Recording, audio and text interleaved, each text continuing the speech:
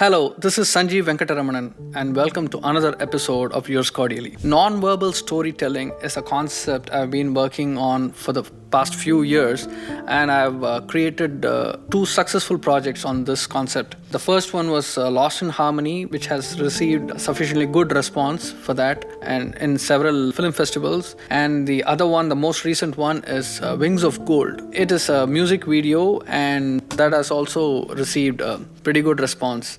Many thanks to my audience who have appreciated and posted their comments on that video. It is for those who haven't watched it yet, it is available on my YouTube channel, and please watch it at your leisure, and I would love to hear your feedback on that. I think silent films is a genre of filmmaking which is highly underrated. I think it is a very, very beautiful art form that must be supported and nurtured. In most festivals, they are still considered an experimental genre, which is a bit concerning to me. Music has such a big role to play in this genre of filmmaking, and I would say that silent films are a gold mine for a music composer. Let's get on to the topic. For this episode, I thought I should share my way of composing music for a scene. It does not have any dialogues. I have created a short scene and I've scored music for that scene. The scene describes a person in deep reflective thoughts about his past. He's thinking about his family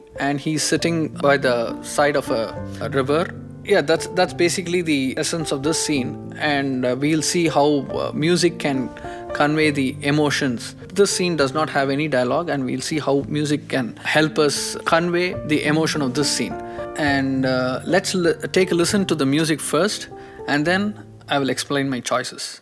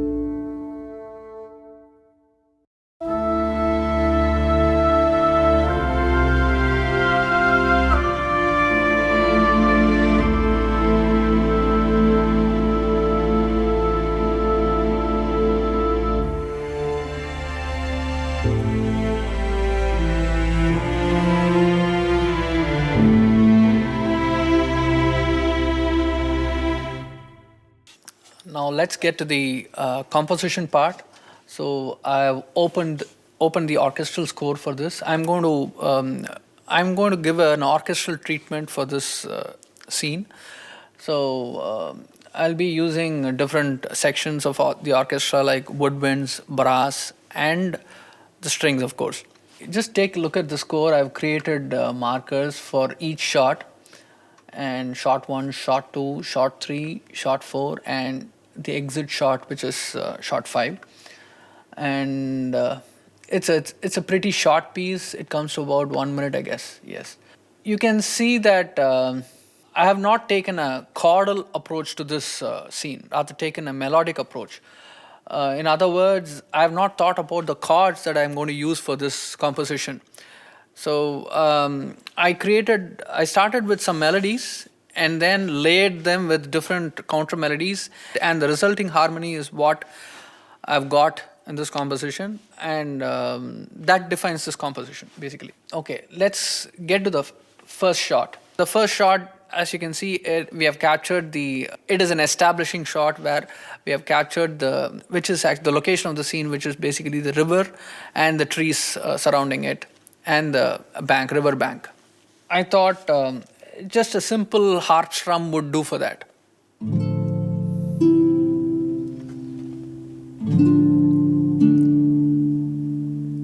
It's basically playing pa, re, ga, sa. So these two chords. So I've scored this composition in the key of D. So which becomes sa, ga, pa, pa, ni, re. So A minor and D minor. Wait. So basically, wait.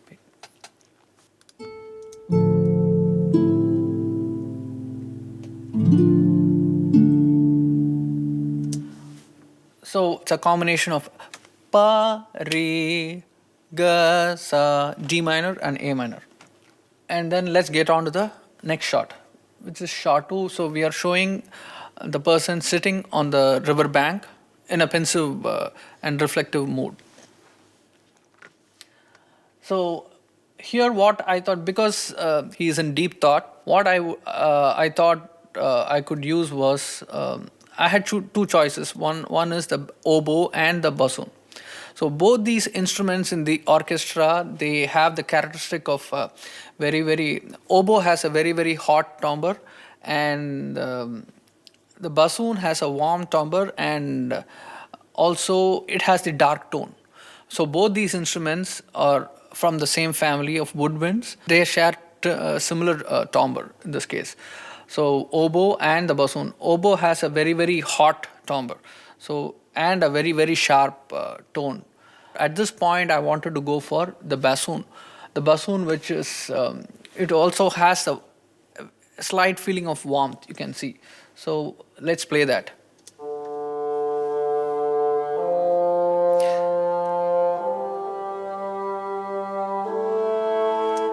And you can see the entry of the clarinet. Clarinet is a very warm instrument, so I've increased the sense of warmth by introducing the clarinet.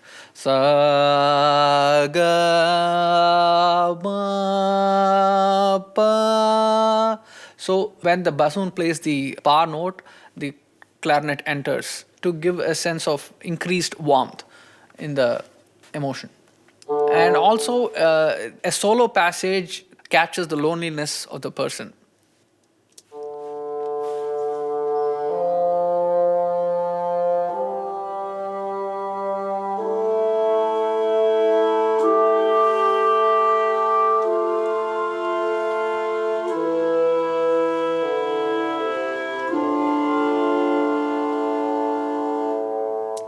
Okay, this is for shot 1.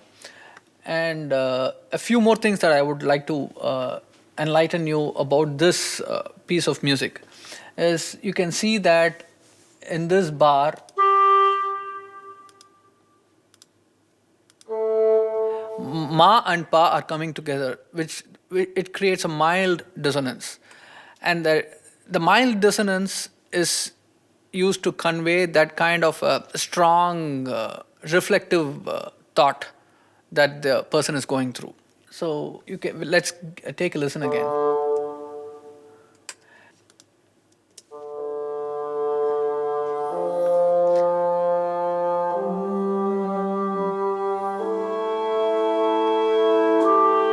Yeah, here.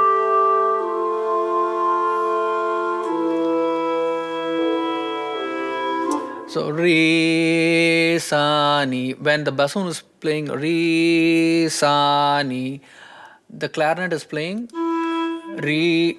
For the entire bar, it is playing the re note.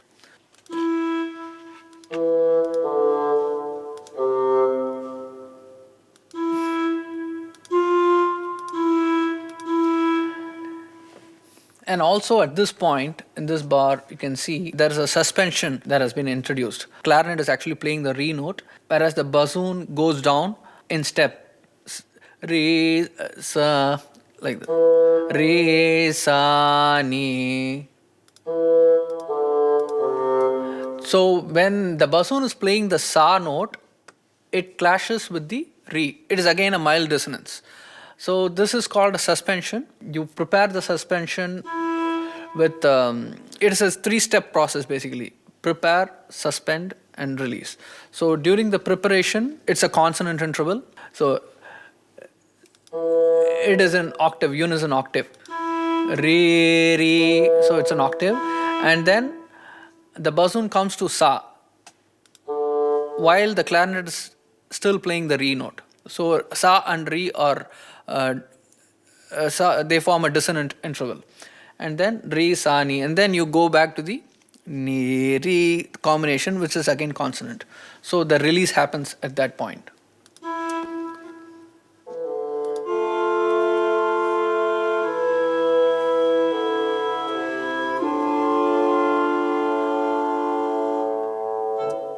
this shot ends with a chord. Pa, sa, ga. So which is, again, it ends with a D minor chord. Now let's get on to shot 3. What does he do in shot 3? He takes a photograph of his family and then he takes a glance at it. So his thoughts about his family gets much deeper in this third shot. And what have I done in the music? Let's see.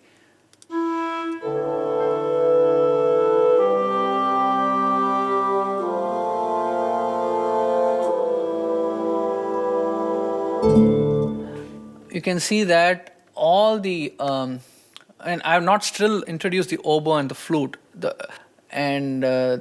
At this point, I have both the clarinets, both the bassoons, and I've also introduced the brass, the trombones. They play very, very softly. They play, so they give a basic underlying bass tone, a soft bass tone to this section of music. See, what does the trombone play? Let's see.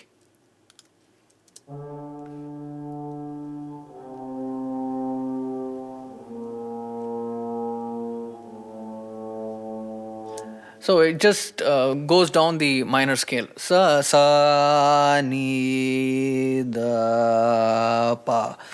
So I didn't decide the chords that I wanted to use, and the chord that you hear is what naturally occurred during this composition.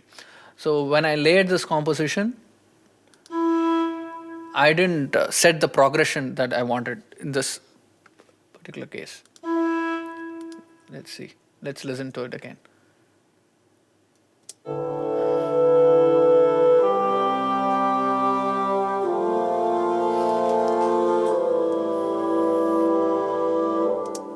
Yeah. Let's continue to listen to it here until.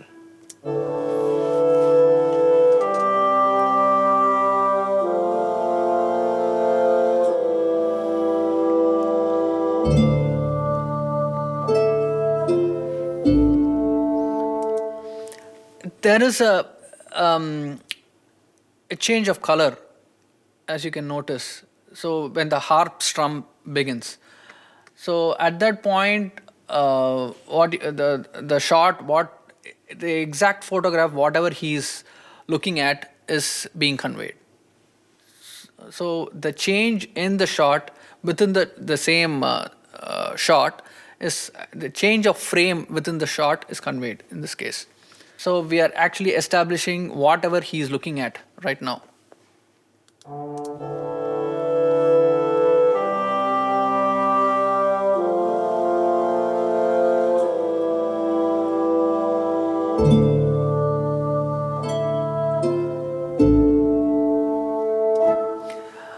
Now we'll go on to the next shot, which is shot 4. At this time, the character is actually very deep into his thoughts, and he is imagining playing with his family, the past. He's reflecting on his past where he's actually playing with his family.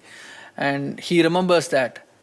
Since he's missing his family, the music conveys that aspect of the emotion in the character. Shot 4.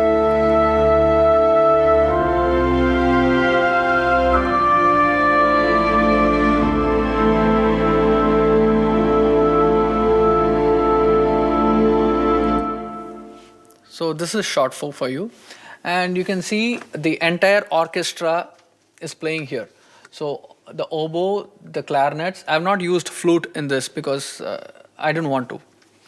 And the entire brass section is also playing, and also the violins. Let's listen to what the oboe and the clarinet are playing here. So I've also introduced the oboe over here because it has a very, very sharp and darker tone. At this point, the scene is pretty intense. His emotions are pretty intense. And to convey that kind of intensity, oboe is a great choice for you in this case.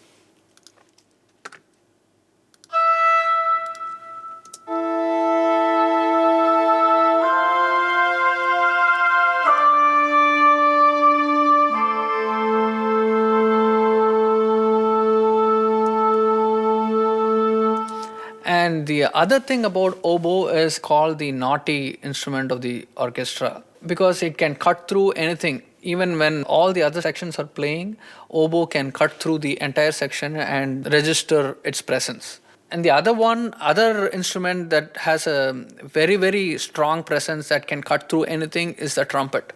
So you can use these instruments if you want a specific note to be heard in a subtle way.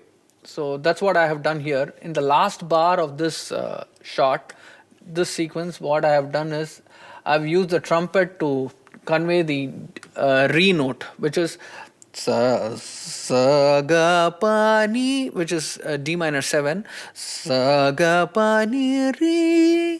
So that note is being played by the trumpet here. See. I'm now going to play both the brass and the woodwinds.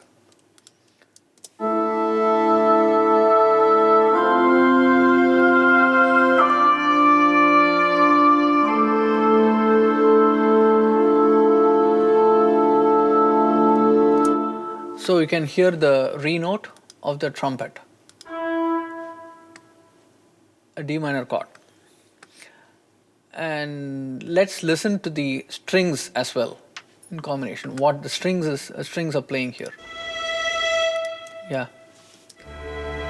just the strings.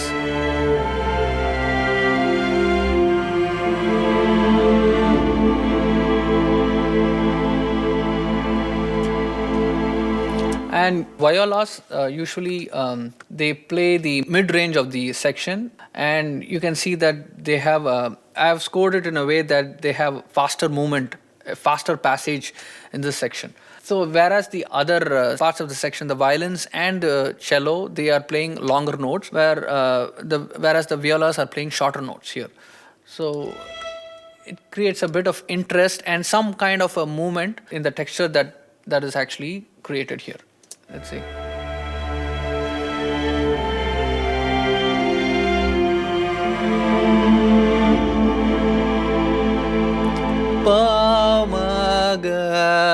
Pa ma ga ri sa ri. That's what violas are playing, whereas the other individual instruments are just playing the long notes and the chords.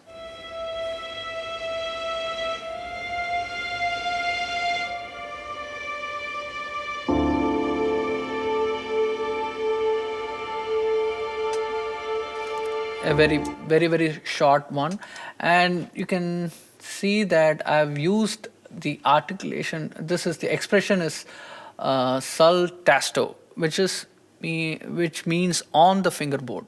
So the strings, by mentioning this expression, what I mean is I want the players to play the notes, place the bow over the fingerboard and not between the bridge and the fingerboard. That gives a very, very soft sound when you do that. So the violins are playing with the expression of sul tasto. Cello and the double bass, they're also playing longer notes here. And I don't get the cello and double bass to play the chords, where the chords are left to the violins.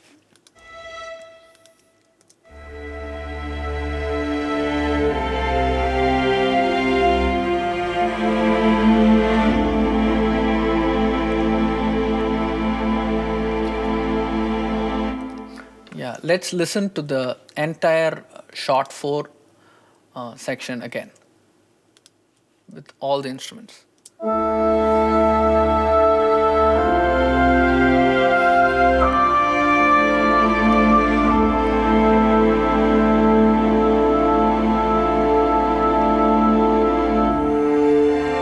Yeah, this is short 5.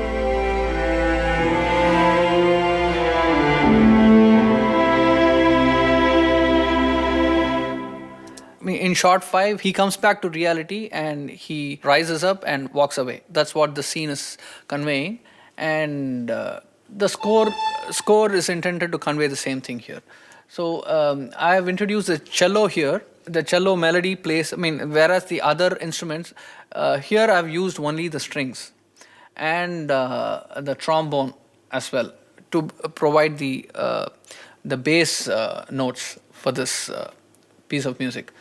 And the violins are playing the chords. The cello plays the main melody, the viola plays the counter melody, and the double bass plays the root note of the entire sequence. See, you can see.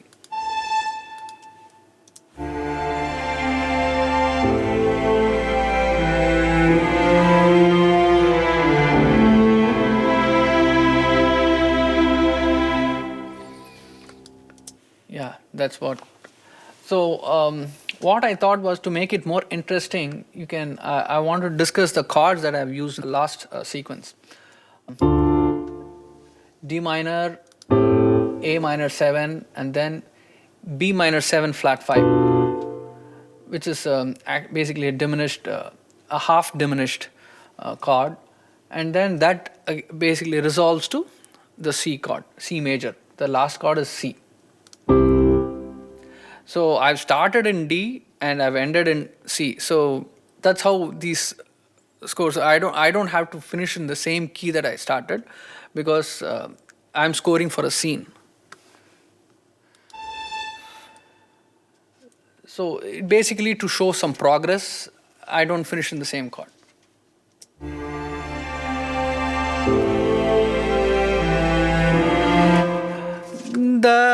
That note is used here. It is not available in minor, but it's a foreign note to the minor scale, and but that adds a subtle, beautiful color to the music there. Let's see. Let's hear it in isolation. Sa ni pa ma re ga. That is what the cello is playing here.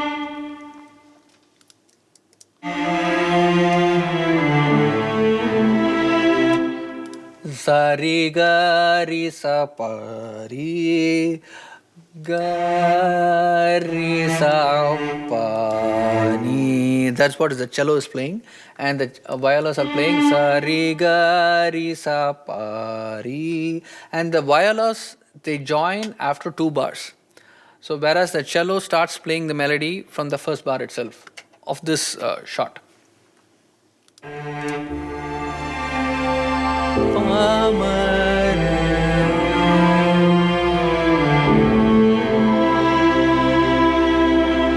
Yeah, I could have used simple B minor without that the. It would have sounded better, but I wanted to add some kind of an interesting color to it. So this is it's a very, very good dissonance that resolves to the C major.